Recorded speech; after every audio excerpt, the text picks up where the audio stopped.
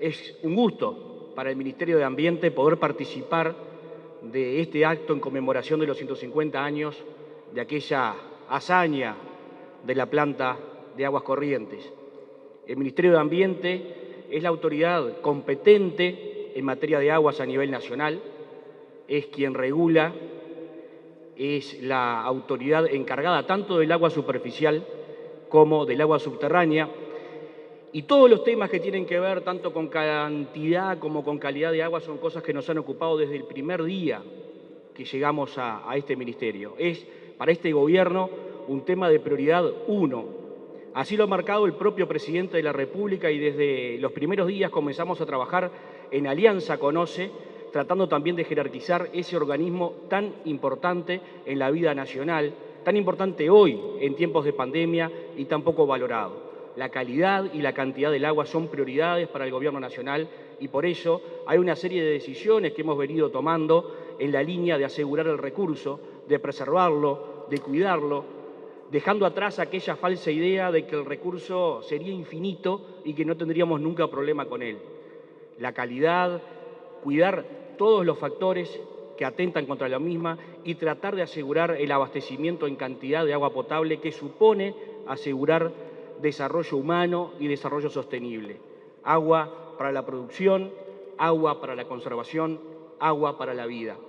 Y por eso, el día que asumimos junto al subsecretario Gerardo Amarilla, decidimos hacerlo allí, en Aguas Corrientes, porque simboliza mucho para la historia del Uruguay. Significa lo que hemos construido entre todos a lo largo de mucho tiempo en acumulación, porque nadie llega a ningún lugar a inventar nada, viene a construir sobre lo hecho. Y allí hay una historia de construcción y de acumulación a lo largo de la historia. Cuando la idea define en aquel consorcio que se señalaba recién, los privados responden a la iniciativa del gobierno para dar solución al problema del agua potable. Hay muchas iniciativas, varias iniciativas de las cuales se escoge esa, la toma del río Santa Lucía, la que todavía hoy abastece a toda el área metropolitana y asegura calidad de vida para la mayor parte de la población. En aquel momento, imaginen ustedes el contexto, crisis económica. Era un gobierno que había pasado por la crisis, quizá una de las más importantes de la historia del país, crisis sanitaria, los problemas que generaba la escasez, sobre todo en periodos de sequía, de agua en las ciudades y fundamentalmente en Montevideo. Crisis política, no olvidemos que esa obra se lleva adelante en momentos en que se levanta una nueva revolución en el territorio nacional, la revolución de las lanzas, y sin embargo la obra se lleva adelante. En el año 68 se comienza a construir, imaginemos en aquel contexto, llegar a Aguas Corrientes, inventar prácticamente un puerto para bajar maquinaria, construir esa cañería hasta Montevideo. Iban alquilando los bueyes de los canarios vecinos por los campos en que iban pasando para poder desarrollar la obra. Se enfrentaron a un sinnúmero de dificultades y bueno, finalmente, luego de 3 años, que parece muy poco hoy para semejante obra, el agua llega a Montevideo. 83 días desde que se comenzó a bombear desde Aguas Corrientes hasta que llega aquí a Montevideo. En mayo de 1871 ya el agua estaba a la altura de Las Piedras, allí en Cuchilla Pereira en Las Piedras, pero lleva mucho más tiempo hasta que llega y esos 83 días de bombeo logran que el agua llegue aquí y el 18 de julio de 1871 el presidente Lorenzo Valle abre esa canilla y el agua llega a Montevideo y allí es un día de fiesta y hasta tarde en la noche se festeja en Montevideo porque había agua potable. Ya antes Uruguay había sido vanguardia porque en el 1858 fue la primera ciudad, Montevideo, de América Latina con red cloacal. Era una referencia en América Latina. Y luego vinieron otros tiempos, luego vino el alambramiento de los campos, luego vino lo que llevó a una revolución productiva y económica, luego vinieron las reformas sociales, pero antes estuvo esto. Yo creo que ahí Uruguay comenzó un camino de desarrollo, un camino hacia la modernidad que ya no tendría retorno. Pasaríamos por algunas crisis políticas, pero lo que vendría décadas después arranca con estas decisiones. Un camino sin retorno que mete al Uruguay en la modernidad. Eso es lo que pasó hace 150 años. Y hoy nuestro compromiso es seguir trabajando en estas cosas, en aquel río de los patos que Hernandarias denominara Santa Lucía, en el que tenemos que seguir trabajando para asegurar esa calidad. Tenemos que seguir trabajando desde el punto de vista del control ambiental, en las industrias, en la producción, en las ciudades con el avance comprometido del saneamiento en toda esa cuenca tan importante, compromiso que venimos reafirmando y profundizando en la actual administración. Tenemos que asegurar abastecimiento a Montevideo y dejar de depender de una sola planta, y por eso estamos avanzando en una iniciativa que tiene que ver con la toma de agua del Río de la Plata, con ese espíritu. Porque creo que si algo nos debe convocar de aquella hazaña, de aquella idea, de aquel empuje que logró que tuviéramos obra de tal magnitud en el 1871, es que nos debe inspirar, nos debe contagiar, nos debe convocar a mirar hacia adelante, a mirar en el largo plazo. Eran tiempos de crisis social, económica, política, y sin embargo tuvieron la capacidad de mirar hacia adelante, de mirar hacia mucho tiempo y encontrar una solución que todavía hoy existe y que todavía hoy sigue siendo la solución al agua potable en Montevideo. Ese es nuestro compromiso, el compromiso desde el Gobierno Nacional de honrar a aquellas personas de aquel tiempo en la acción, comprometiéndonos hacia adelante, tomando decisiones hoy, por difíciles que sean, asegurando allí el futuro de los uruguayos, haciendo cosas. De ese modo lo queremos homenajear, porque las cosas no se dicen, las cosas se hacen, porque al hacerlas se dicen solas. Muchas gracias. En estos días se cumplen 150 años de la llegada del agua a Montevideo proveniente del río Santa Lucía. Desde los tiempos de la colonia, hacia la mitad del siglo XIX, los habitantes de esta ciudad habían tenido serios problemas para acceder a un agua en cantidad y con calidad suficiente, por supuesto que teniendo en cuenta los parámetros de la época. En 1867, el Gobierno Nacional realizó un llamado a propuestas para dotar de servicio de agua corriente a la capital del país. Los empresarios Enrique Fin, Ambrosio Lezica y Anacarsis Lanús obtuvieron la concesión para el suministro de agua por tubería. En 1868 ya se inician las obras de construcción de la primera usina del país. En el 71, un 18 de julio, se inaugura oficialmente el sistema en la Plaza Matriz. Y luego, en 1891, se inauguran las obras de potabilización, decantadores y filtros lentos. Esta obra, compuesta básicamente por una toma en el río, suministro e instalación de bombas para hacer llegar el agua a Montevideo, una planta de vapor para energizar esas bombas, una tubería de hierro de 61 centímetros de diámetro y 58 kilómetros de largo, un depósito recibidor ubicado en Cuchilla Pereira y tuberías para llegar al centro de Montevideo, es de una magnitud tal que aún hoy sería una obra de un altísimo impacto, tanto por su complejidad técnica como por su alto costo. Y sin olvidarnos, además, como han dicho antes, que todo esto se llevó a cabo en 2 años.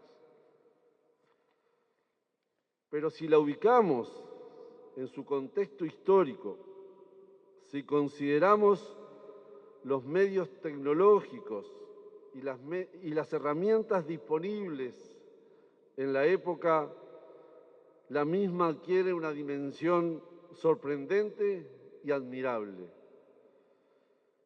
Imaginemos la logística necesaria para contar con todos los elementos en tiempo y forma, teniendo en cuenta que motores, bombas, tuberías, todo provenía de Inglaterra y que el lugar elegido y el trazado de la tubería era en general de difícil acceso.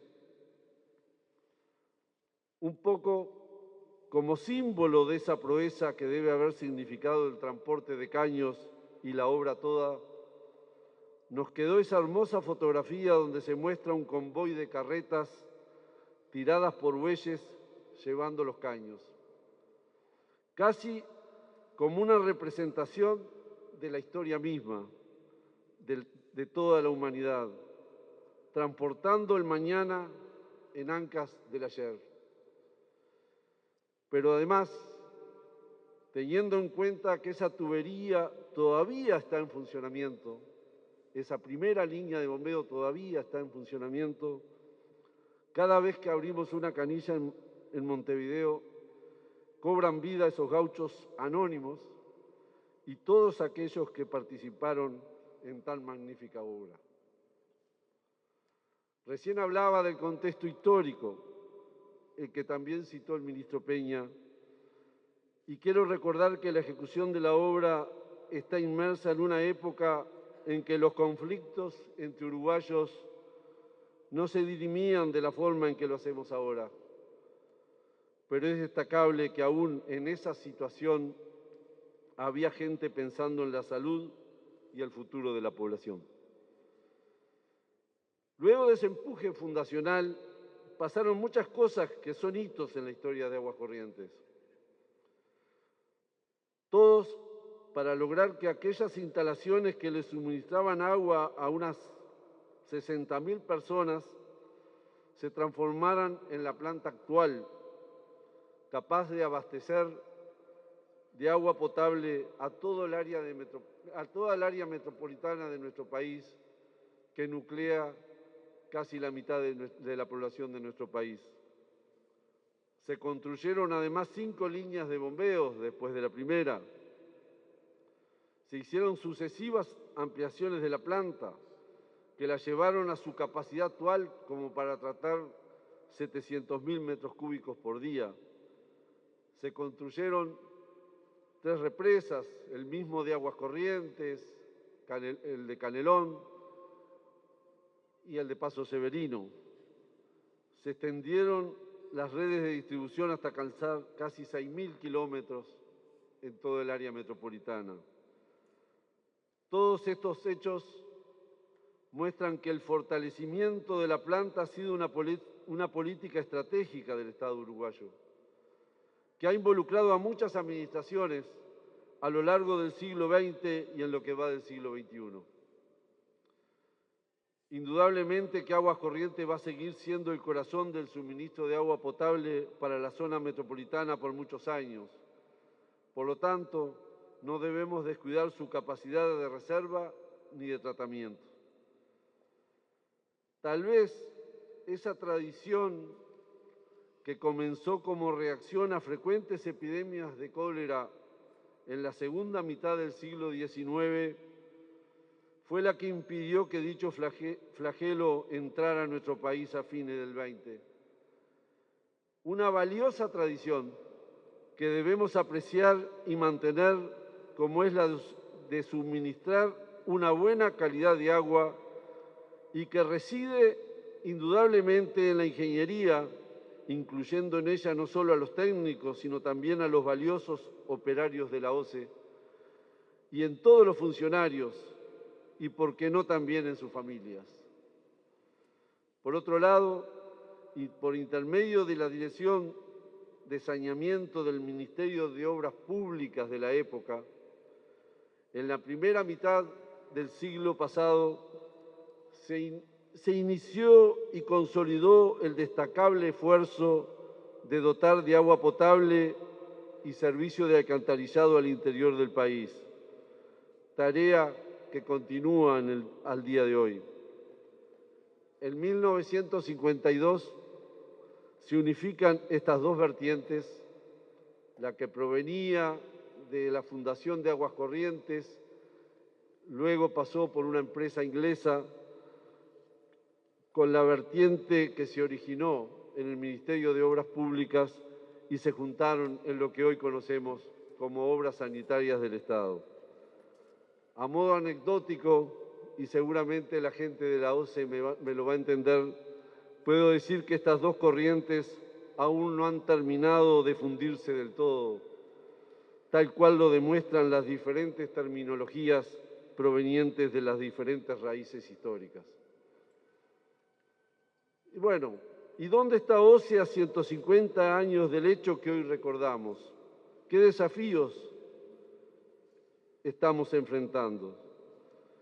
Dentro de la multiplicidad de problemas a los que debemos enfrentar permanentemente, destacamos la adecuación de nuestras instalaciones a los cambios de las normas de calidad de agua potable, la respuesta a la demanda insatisfecha de agua potable en la Costa de Oro y la mejora en la eficiencia de los servicios. Pero por otra parte, nos enfrentamos a la necesidad de asegurar el abastecimiento de agua potable y en calidad y en cantidad al área metropolitana. En los últimos años, ante eventos climáticos extremos, se ha visto peligrar su abastecimiento en varias ocasiones. En tal sentido, estamos recorriendo el camino de concretar una solución para este problema a través de la construcción de una nueva planta que extraiga el agua del Río de la Plata. Esto implicaría que la dependencia dejara de ser de una sola planta y también de una sola fuente o cuenca, con el valor estratégico que esto supone. Y por último, tenemos el gran desafío de dar respuesta a la deuda histórica que tenemos con el interior del país en cuanto al servicio de alcantarillado. Tan solo la mitad de los ciudadanos del interior nucleados en torno a centros urbanos cuentan con dicho servicio. Se trata de una necesidad sentida por la población que se refleja en la multiplicidad de solicitudes realizadas por las diferentes localidades del país, mostrando la importancia y reconocimiento que ha adquirido este servicio, sobre todo por su contribución a la salud pública y al ambiente. En esa línea, estamos explorando la utilización del instrumento de la iniciativa privada para aumentar y optimizar la cobertura del servicio de alcantarillado. Ya para terminar, quiero decirles que agradezco todas las circunstancias que me han permitido estar en este lugar en este momento tan trascendente. Y sepan, y en esto creo que represento a todo el directorio, que más allá de las distintas interpretaciones que hagamos de la realidad y de las diferentes soluciones que propongamos para mejorarla, estamos haciendo y haremos el máximo esfuerzo para ser humildes, pero dignos sucesores de aquellos admirables precursores que hoy recordamos. Muchas gracias a todos por acompañarnos en esta ocasión tan importante para nosotros. Es verdad que este para mí no es un acto más. En realidad, cuando se desarrollan estos actos en el Salón de los Pasos Perdidos, es porque el Parlamento Nacional siente que es necesario acompañar algo que está siendo muy importante para la comunidad toda. Y obviamente este episodio lo es. Tiene que ver con la mirada estratégica que se tuvo respecto nada más ni nada menos que este bien preciado como es el agua potable. Tuvo que ver con mirada estratégica, con el trabajo de obreros, con la expectativa de una comunidad. OCE fue acompañando los distintos avatares de la vida de nuestra sociedad. Pero ese emblemático día de hace 150 años hoy nos proyecta futuro, porque eso es lo que tiene también este lugar. Aquí se vive y se siente la democracia de una forma especial. Uno siente el legado de la historia, pero también el peso de lo que significan nuestras decisiones en la construcción de futuro. Cuando el presidente de la República anunciaba las inversiones que en OCE en este periodo se proyectaban, sentíamos que realmente estábamos dimensionando lo que significa este organismo, pero en especial este recurso maravilloso que no nos alcanzamos de admirar y de reivindicar, porque tiene que ver con nuestro futuro. Nuevamente, OCE se pone delante y tiene que pensar lo que viene, los desafíos de ese futuro, que cada vez además son más rápidos. OCE ha acompañado, como decía, los momentos diversos de nuestra sociedad. Es un organismo querido por la población. En los distintos testeos que se tienen sobre el afecto que la población tiene, siempre se destaca el afecto que se tiene hacia las obras sanitarias del Estado.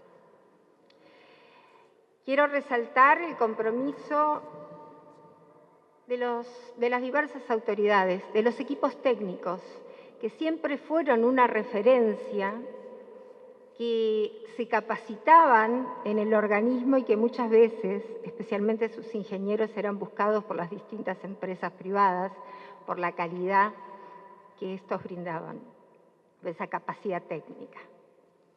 Agradecerle a los funcionarios y funcionarias que construyeron también la vida de las obras sanitarias del Estado y que suelen ser, y soy testimonio de ello, orgullosos participantes en la construcción de la vida y de la calidad de vida de nuestra población.